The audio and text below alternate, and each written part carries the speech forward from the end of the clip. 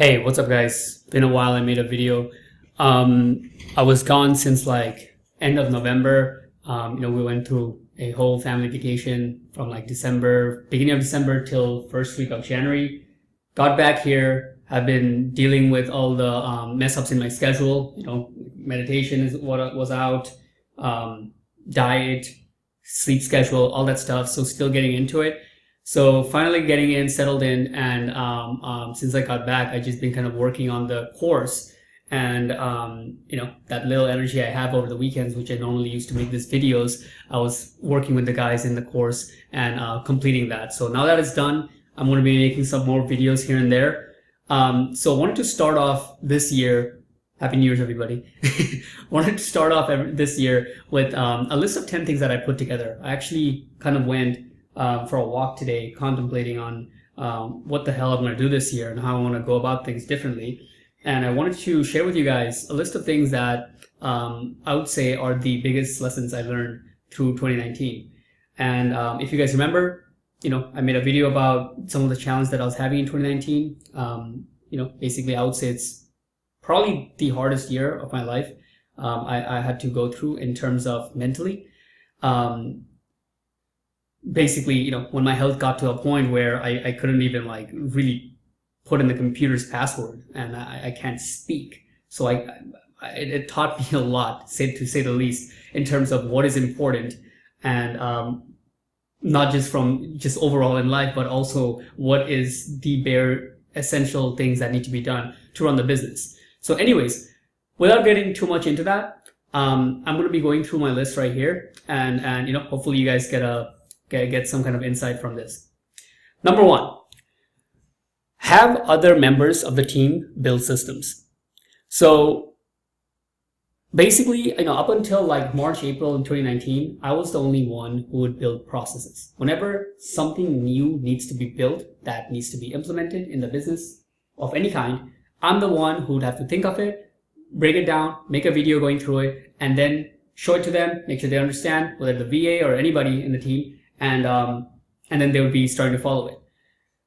Once I got to a point where I couldn't like work anymore, or basically, I think the first time I started to realize this when I was getting too busy with the systems. I mean, with sales, I threw my VA on the I threw him on the river in terms of like, hey, go build this. And lo and behold, I realized that my VAs can build systems, right? So this goes to show that push your team members basically to, the basic insight there is push your team members to do things that you think they can't do. Like you should always challenge them. A lot of times what we do is, especially for, if we're hiring somebody to do a simple task, let's say a VA, let's say they have been with us for a year. Then at a point comes where we think that we have to hire somebody else for a complete different thing. But it might be easier to just push them who already know all the process and how you work and everything you do to do something higher level and just get somebody else under them to do what they're doing now, right? Not the other way around. Like keep them where they are, even though they've been with us for a year, then you just get somebody brand new to do the higher stuff. That's sometimes a lot harder to do. Number two, when hiring, build the entire job first. Build it out of necessity. And when you have a full 8 hours or how long the job needs to be done per day, then go and hire somebody. This is something that I started doing wrong when I tried to get my first project manager, right? And basically, I was getting this person under the role. What I was going off is an integrator, right? They're going to be basically handling a lot of the communication between the companies, so it doesn't have to go through me, etc. Well, I initially got this person where I had no idea what they should be doing. I just got this person, boom, put up some ads. Then there's this person in my living room, and we were like, all right, so, follow what we are doing. And then, when we come across things that you're going to have to do, like, we'll give it to you. Whether that can work or not, what I realized was how we did it was very dumb, because we had the mindset that they're going to pick up everything real quick, which won't happen if they're just following you, right? And, when we didn't have anything, built out for them, they were just like sitting there, right? Not only they were confused, I was also like, what the hell is going on, right? So we had to let them go within a week or two. But then the problem was that not only that, is that I didn't learn from it. I still kept doing it. I still, even till now, recently, this week, I mean, in the last 2 weeks, we got like 4 people, and it's a complete disaster inside, right? Like, I got really upset at how certain things are not being done. So I went, I'm just like, all right, let me just hire 4 people at the same time to do this. Whoever's gonna be good is gonna be good, and then after a couple weeks or a month, I'm gonna fire like 3 of them. Well, bold move, but what I realize now is that these guys don't even know what to do. So this is a mistake that's been going on with me for some time. It's absolutely driving not just me, but the whole system apart. So it is very highly recommended that when you guys are hiring somebody, make sure you have built out exactly what are the things they need to do, what are the most important stuff they need to handle, what is the outcome you'd like that to have when they're doing this. So for example, if you're getting somebody, let's say if you were to hire somebody for sales, right? Somebody needs to run your Pipedrive system, call people in a timely manner, this many times per week after, let's say, they get somebody interested to get a video audit, and then they're going to run that system. You need that defined. And what's the outcome? Outcome should be something ballparkish because it's sale. But let's say who's going to be bringing in 2 to 4 sales per month. Eventually get to a point where we can clearly see they're going to bring in 2 to 4 new accounts per month to the company. That's a pretty good start point in terms of how to like describe the job. And then you can bring on somebody who's going to understand what they need to do day to day and where they would have to be good, and then they can start. Whereas for us, what we're doing, and we're doing in the fulfillment side, it's not, it didn't work before, it's not working right now. It's something that I'm gonna need to implement as soon as possible. So very important right here. Number 3, build full circle systems. So I don't know if there's another term for this, but this is something what I realized, right? Going back to the first point, right? Having other people who can build systems, right? Before, what used to happen is that not enough systems are built, right? Everything's like not systematized. Then we got efficient at building systems because my VA learned to build systems. So now we can crank out systems like for most basic things as on demand. Like I can tell him, hey, here's 7 things. Go build systems for this. I can even send him a course. Like if I get like some strategy video walkthrough of how to do something, I'll make him go through the whole course. I'm like, take this week and make these 5-6 systems, and he'll do a pretty good job and come out the other end. But what's happening right now is that it's not being implemented. It sounds very basic, but once you get efficient at building process and systems, you'll see that we have a folder full of like 30 systems in there that's new. Who's going to implement them? Some of them is twice, done by like 2 different times for the same system. Some of them are like, I don't even remember why it's important to do it. And 1 or 2 of them is like obsolete. So builds full circle systems. What is the final outcome we are trying to have from the system? Usually the final outcome would be, which should end with a smile in the customer's face, right? So for example, let's say for a simple system, right? Hey, we'd like to do this kind of new keyword research and then create content and build a system for this. Okay, well, you create the thing. Now who's going to write the content for this? How many times a week? For which clients? Do all the clients get the same time per week? Or do some clients get more? Okay, get that down. So it starts getting implemented. Okay, now it's getting implemented. Cool. How are you tracking it? Is before, with those keywords that they're writing content for, are they putting it somewhere that can be tracked? Is the client seeing that? How can we have, since they're already doing something like this, that's so much value and work every month, every week that's going in, is there a way we can place it where the client we get some recognition for the work? Or are you just gonna have this be done and hopefully kind of like, like has the results we want and they're just gonna see the end result, which is calls? Generally speaking, we want to be in a position where the client is seeing the work also that is being done, right? So yeah, that's what a full circle system would be, where we think through the entire process of the entire thing, how it's going to start from a process all the way to a smile in the client customer's face, and it should be done at the same time. Meaning, when you decide to make that system, it's better to just get the whole thing rolled out at a short amount of time compared to build 30 systems and then come back and try to implement all of them at once and then try to see how you're going to report all of them at once. That's just not feasible. It doesn't work. And like I said, if you try to do it like that, some of them go and get obsolete. Okay. Solve one problem fully with one system, often without fixing the problem individually. Okay. So this is something really important. So what happens is, like, as we're running the business, we come across like little problems, right? Whatever, email is down. That is something is not working. Some kind of problem, right? What we a lot of times do is that we are going to see that problem and be like, oh my God, I need to fix this, right? I mean, if it's an emergency, sometimes you can't wait, right? Like if it's like client side goes down, then you have to fix it right then and there. But generally, most things are not that emergency. Most things don't have to be fixed the same day. Most things are just problems that are going too long, you're ignoring them, and then it becomes a massive, like, giant ball of fire that then crushes everything, right? So what I realized is, when a problem comes, instead of getting like, oh my God, why is this problem happening? What's going on? What we need to do is take a step back and think like, okay, I see this problem, and the live example I can actually give you guys is that recently we came across a client who was actually who had the check mark on their website that said discourage search engines to index this site, right? So yes, that actually happened. It's probably because whoever they were using as a web designer were probably not getting it indexed until the site was done, and then when they did make it live, they didn't take it off, or they did it because they're just being malicious. I don't know. But the point was that we found that we're like, oh, this client is having problems. They're not even showing up for their brand name and stuff like that for their website. What's going on? Then we go see it's a massive problem, right?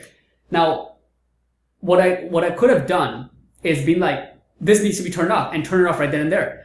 But what should be the right thing to do is you should go to your developer or your SEO or who the guy is normally who's be handling those things, and you should just talk to him, or you can build a little process and tell him like, hey man, we want to make sure that clients are not getting any kind of index issues, right? That everything is being indexed properly for all the client sites. So do you have an idea for this? If you don't want to build a system, if he's building a system, you ask him, do you have an idea? And let's see if he comes up with a system, whichever it is.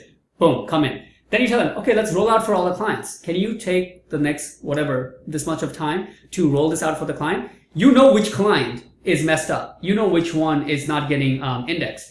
You're just waiting to see if his system catches that guy. Because the very next thing that should happen is he should come back and be like, oh, we ran this, and guess what? This client right here had their tick mark to get not indexed. It was a huge problem. So we caught that, and now it's off there. And you'll be like, great. Now we have that problem permanently solved for all the clients. And if we run this once a month, once a quarter, we should be rid of this one problem. You see how that works?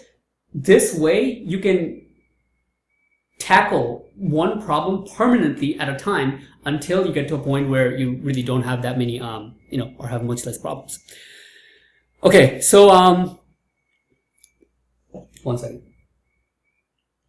I need water. Number 5. Build accountability with the performance of your team. Try to have a system that reports on every single major thing which is done in your business. Accountability, what was I thinking about? Damn, I should have explained this better. I think what I was talking about here is kind of similar to, like when they are basically like, get them to be more accountable than, or like, take more responsibility than you think that they can handle. But try to have a system where every other major thing that is being done in your business. Okay. So basically, like, you could say that, build accountability with the performance of your team. I mean, for what it is, it will be basically like, okay, I just remember what I was talking about that. Have everything, try to have a system that reports. So this is the key here, right? Before, what I used to think is that, like, okay, let me give a little bit of background here. Bear with me with this.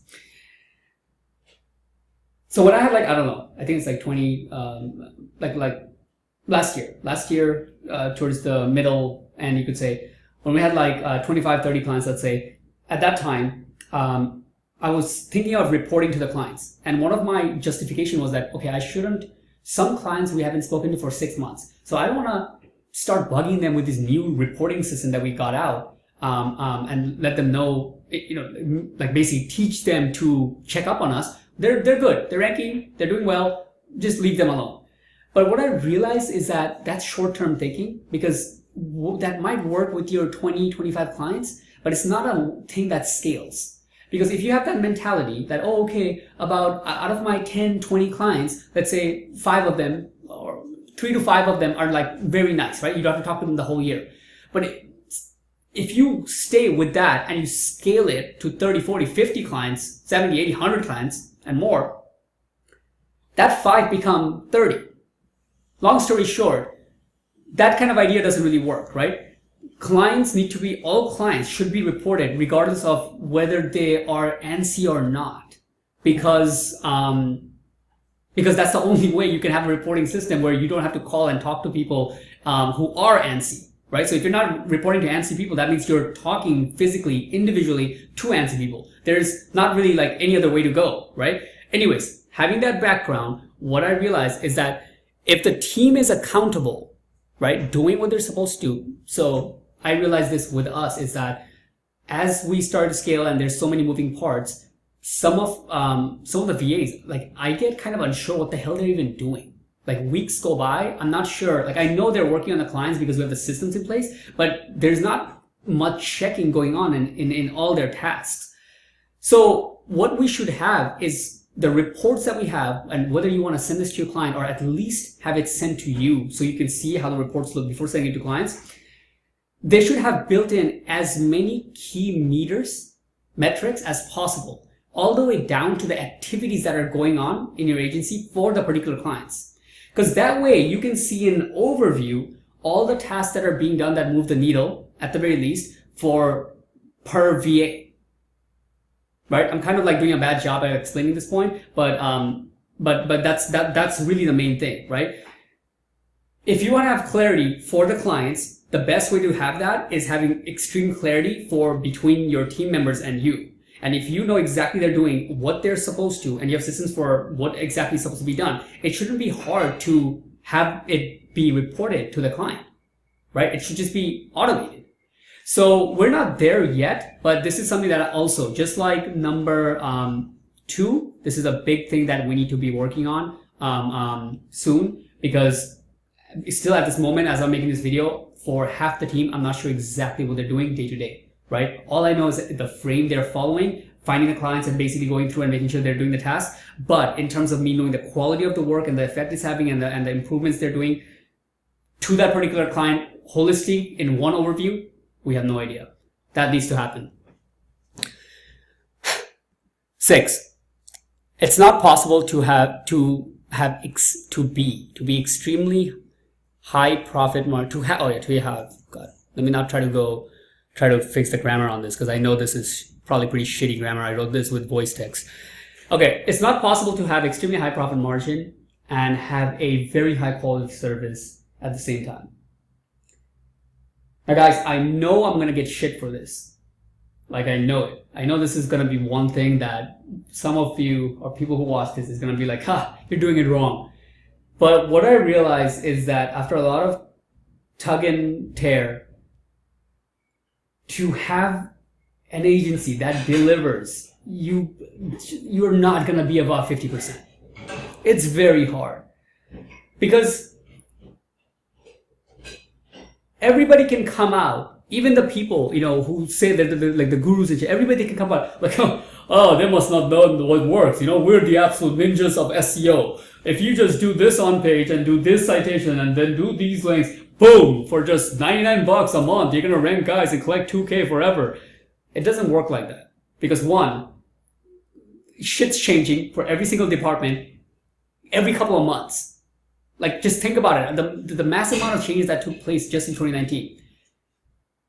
If you think that you're going to be in a place where you stop learning and stop testing certain stuff, and just be where you are and make sure that you're going to, and just think it's going to do fine, it's probably not the case.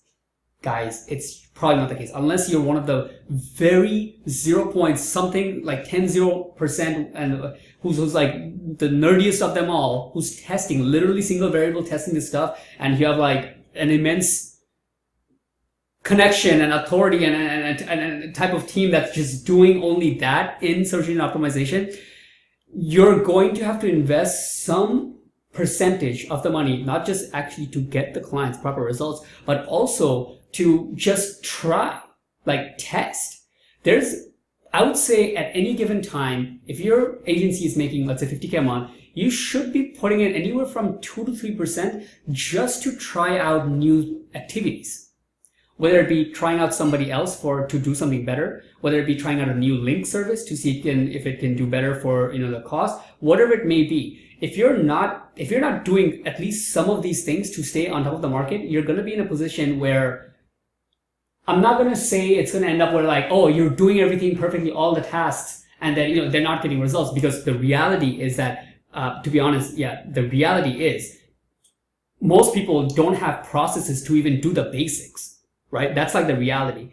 And once you have the basics down and you have a process that can, do all the stuff on page, everything, like the client is at least getting a decent delivery of each of those main sectors, on page, link building, everything like that. Most people don't have that. Once you get there, you definitely want to be in a position where you're also having this, right? Testing. And I would recommend having this before you get there. Because if you're watching this, I'm pretty sure like 99%, I don't have it yet, have the base level process set down to a place where it's like flawless, right? Most people don't have that down. But anyways, just take it for what that is, right? Those are two different things, but I just wanted to put them in the same thing. But basically what I came down to is that's one of the major things that happen when, for the fulfillment side, right? You want to have people who can manage the people under to do all the basic process. And then you want to have a budget that you can just try shit, right? Have fun almost, right? Be excited. Hey, instead of thinking of it like a cost, thinking of it like, hey, this month we're going to try this. For the next 3 months, we're going to try this. One of the biggest reasons why SEO is such a confusion, if you look at like business owners are trying to make a good decision and they're having so much trouble, is because of the delay. It's kind of like a life thing if you think about it. Anything that has a little bit of delay, people get lost, right? You do a certain links now, you'll see the results in SEO within 3 to 6 months from now. People are going to get lost. It's just the way it is. And if you don't have a budget set for doing some of these things, eventually it's going to come to a point where you're just like, well, it looks like we're doing a lot of the right stuff, but we're not getting that many results. And we're not also that profitable. What the hell is going on? And that's what that is going to result in. That's one point. The second point about this is that, and this is more like a sales thing, you can't be in a position where it's like your company is structured where it's like, you're making 50K a month, and then the next person is your VA. The next drop off after that is $500 per month VA in Philippines. It doesn't work. That was my dream, but I'm finding out the very hard way that doesn't fly, right? Whether you want higher level people in the fulfillment sector, you're gonna have to eventually bite the bullet. Now, it doesn't mean you have to get somebody for like I pay them 6 figures right away, and they have to be like, local, but it's not going to be, it can't be that big of a discrepancy, right? From you to the next guy, it can't be that big. Talking about somebody on the sales side, right? If you are in a position where you got, for what I think is like initially 10 to 30K a month, right? That's like initially the part you can rocket to. Meaning you can mess up everything else, you just sell, you'll get to like 30K a month. It doesn't matter. Like you can break all the systems, break all the rules, it's all good. Cool. I did that in 2018 and I knew very little about anything. But once you want to go up from there, right? Especially when you're passing 50K a month and you want to have like real people in place, especially for the sales. It's not, they can't be like morons. You're going to have people who get paid properly to take care of them and basically be the person who provides pretty much everything, honestly, like not just finances or anything like that, like just make sure their life is good. Like they're not stressed or anything, almost be like the psychologist and coach and be there for anything they need because it's already, sales already, it is a animal of itself. And, you're not going to get from 30, 50K a month to 200, 300K a month by having somebody who's like, whatever people think, like some kind of like strategy where, oh, we'll get the leads like this, and then we'll close with just this one thing, who's like a guy who's just sending this shit and who lives in like Philippines, and then like have this system come in, and then boom, we're going to be making like, getting 3-4 clients a week, and we're barely spending any money, or whatever people think is going to work, or whether you think that can happen with Facebook ads, whatever you think, it's not going to happen. However, what the latest strategy is, whether running Facebook ads, YouTube ads, whatever it is, especially for sales, if you think you're going to be able to get people who are really good and solid and able to do this part of the business and take it to the next level, they can't be that inferior, right? Personally, one of my goals is to get somebody else this year to make 6 figures in the agency. That's because I know that if I have people who are being able to have that kind of success within the agency, they are more than motivated to take the whole beast to the next level, right? So that was a huge mindset shift, and I'm probably underplaying how hard it was for me to get here, because as somebody who's from my side of the world, I tend to be more on the cheap side, and I tried probably way harder than I should have to try to make things where it can be as cheap as possible. It just doesn't work. It's much better to shift to the other side and think of it as like, okay, drop trying to get 70%, 80% profit margin. Fuck that shit. We're going to deliver top-notch service, and we're going to have a team who's strong in multiple levels, who can hold the fort, and you're going to tackle this entire thing together. Make it a lean, mean machine, and then you can head towards 100K, 150K, 200K per month. All right. Number 7, fire fast and learn to rapidly test services. So this is something that's like, it can apply to people who are, just at 5K a month, just get a couple clients, or also to all the way people who are making 30, 50K per month. And that's basically a lot of times what I did in the past, and this cost me so much time and energy, man. It's crazy how much it cost me.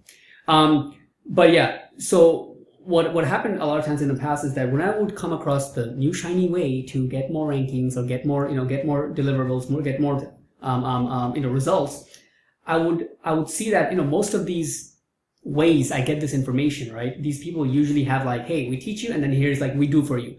A lot of times I would be like, this done for you shit is very expensive. It's like expensive, $500,000 just to get like a one action or something. I'm like, I'm not gonna do it. And we would try to just, go through the information and do it ourselves. What I do now is, before I would buy any more courses or learn even the technique, I would just be like, all right, what's a listing that I have, a site that I have that is not getting anything, and I'm just going to buy a couple of these. Even if it's like really expensive, I'll just like, okay, just hit it. Throw some money at it. Let me see if it moves.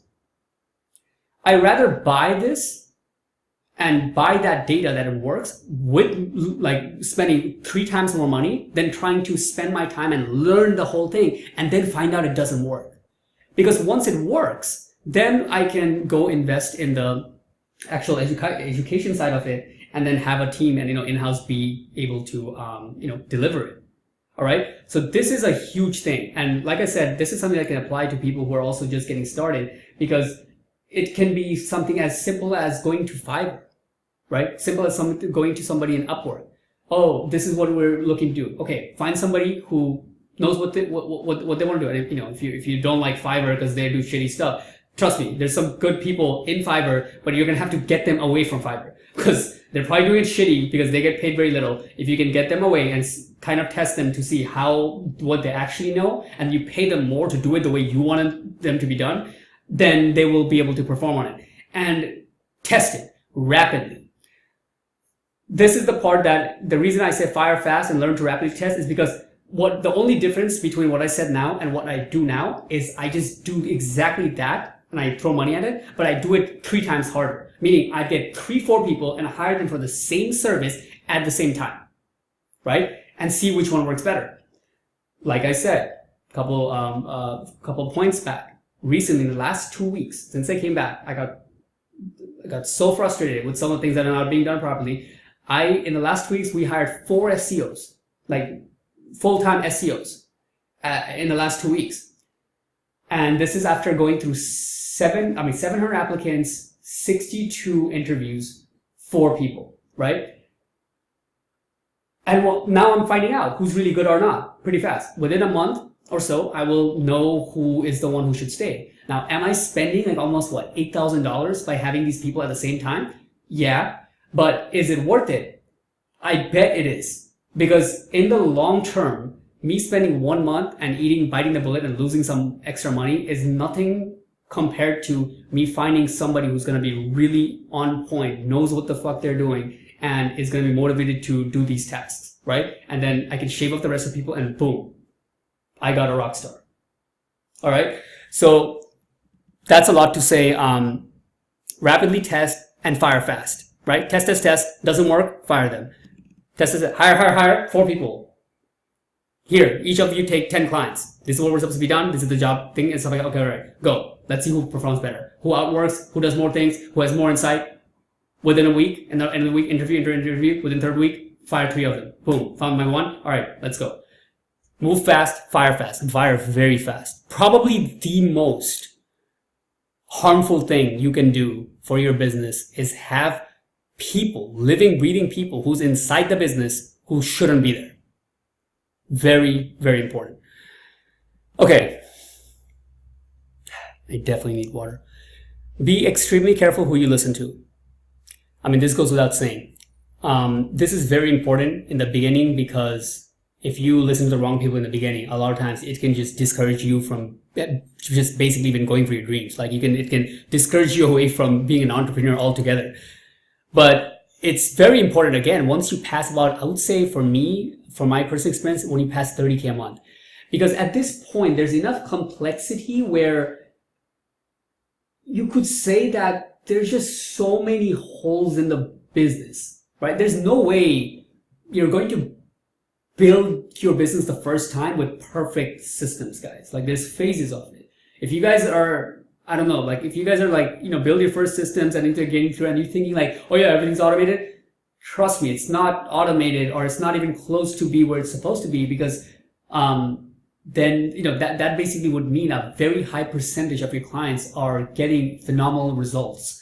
And for pretty much nobody that's happening that I know of anywhere. Like I don't know anybody actually who that happens to. 0. Right? So, if you think that, oh, all my systems are done, trust me, it's not, right? It's probably just done well enough so that you can work a normal, like 40-hour week and make sure that there's nothing like people are not like, getting pissed off and doing chargebacks. It's like to that point. But if you want to get it to a point where it can really scale and take in real load, for us, that would be maybe like 2 to 4 clients a week. And they can do that flawlessly month over month over month. That's when I would say that, yeah, we're getting somewhere.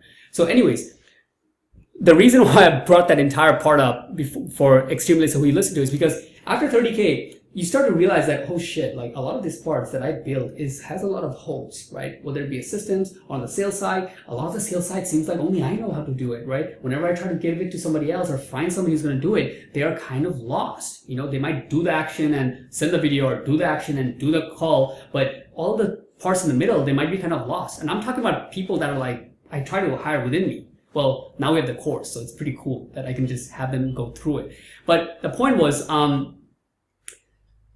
if you get into false information in the beginning, the hard thing is that it might just you try, it doesn't work, you lose 1 or 2 clients you get, and you just get discouraged and you go back, right? That can happen.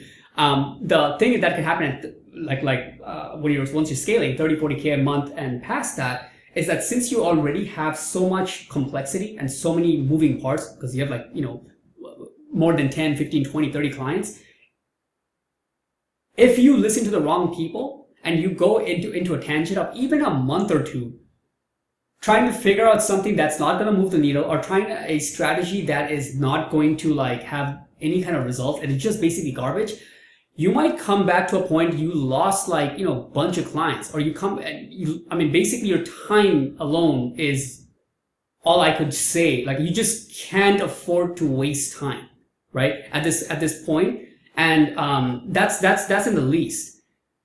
But I'm trying to find a better example to say it because I faced this so hard basically, I'd run off and try to do certain things. And then when I would come back, I'd find that, okay, like this basically cost me 2-3 months of the business time. And now I see exactly where we were before. And in fact, we're actually a little bit worse because maybe we lost one client or two and the revenue kind of dipped. And we're like scratching our head thinking, damn, was that a bad idea? So it's extremely important in this, once you start to scale, and I mean, I guess really at any point of the time, is be very cautious. And there's no hard and fast rule that I can give you guys for this, but just be very careful who you listen to and who you're following. And generally, if you guys are in a course or something, try to be more accountable. I often would recommend try to build a personal relationship with the people so you can get the real idea of how certain things work, whether it be on the sales side, on the fulfillment side, management side, whatever you're trying to learn. Just do not be in a position where you're getting advice from people who don't know what they're doing, or if they're not doing it for real, because it's gonna end up costing you way, way more. It is true, that saying where it says free advice is the most expensive advice, because you're gonna come full circle and pay for it tenfold. It's getting towards the end, guys. I wanted to end with this quote. Well, there's another one here. Stress comes from ignoring things that you shouldn't be ignoring. Quote from Jeff Bezos. And basically, it's something that if you're running a business right now, you'd know exactly what this is talking about. So many times I go across and I get that pain. It's like, oh my God, I need to do that thing. The most important things are the things that are the easiest to put away. Generally speaking, in life even, not just business, the most important things that you should be doing are most easily put to the side, right? As you're scaling especially, there's so much moving parts. The important things you don't get a benefit right away, right? Client calls, my website is down. Sounds like an emergency in disguise. Well, that is an emergency. It's a bad example. But let's say most things are not an emergency. It's something that you're just thinking that you have to do because it's the busy work, right? Oh, gotta get this done. Gotta make this thing happen. Oh, gotta, whatever, teach this guy this. Okay, cool. You're doing all that stuff. And you're filling your day with all this, most of us, filling most of our day with all this garbage that is not essential. And between us doing these garbage things, we're getting little insights from our heart that, hey, remember you're supposed to do that? Like, that's really important. Or like, oh, remember that you're supposed to do that? Like, that's going to actually move the needle, like, for sure, for all the clients in the agency in one wave. Like, and then you're like, oh yeah, let me put it up. Because generally, those kind of important things that has a capacity to do that is kind of hard. They're not usually like easy things you can just, do, one evening. They probably take a week or two of, focus to actually go through and get it done properly. And the longer we go putting those things aside, and you have enough of those moments of insight, and the longer you go like that, you're eventually going to get into trouble. No hard and fast example I have exactly, but if you are running an agency, you know exactly what I'm talking about. I mean, running a business in any sort of form, you know exactly what I'm talking about because we all do this. So the insight in that is to take those little messages as, messages from your heart to you, at least jot it down, stick it on the wall, and dedicate one day of the week when you're going to only do that. That's the easiest way I've found it. Basically, something that important. I got these little, where are they? Notepads, right? Normally I use yellow notebook for everything, but I got these little notepads, and anytime that something's really important, I take it and put it on the wall, and then I have a day that I'm going to be just going through, and that day I turn on my phone and stuff like that. I'm just like going through and try to work on that one thing, right? Even if it takes the whole day, that's the only thing I have to do that day. After I finish that flawlessly, I'm done for the day. If it takes 2 hours or 8 hours, doesn't matter. All right. Number 10, reduce the number of things you're doing every day. So this is probably, if you guys really look at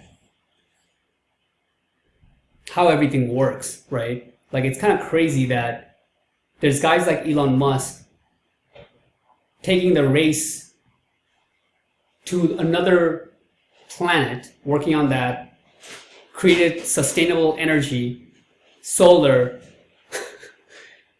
cars, with the same amount of time, and then there's us.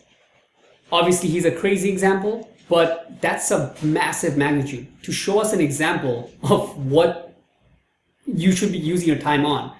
Generally speaking, I would say at least once a month, go through and see the list of things you're doing day to day, and then try to make a list from that of the most important things that you should be doing, like 10 things that are the absolute, essentially the most important things. And once you have that list, delete the bottom 7. Because one thing that I realized, especially when I got sick in 2019 and I could barely work, I literally had to work on only the things that were absolutely essential, right? I literally physically couldn't. I had to lie down in bed for most of the time. And something funny happened is that the agency was not only doing okay while I'm barely there, but it was actually doing a little bit better than it normally does. Part of that could be because no new sales are coming in, and we were able to just kind of focus on and linger around and kind of deal with the clients that are, that were there.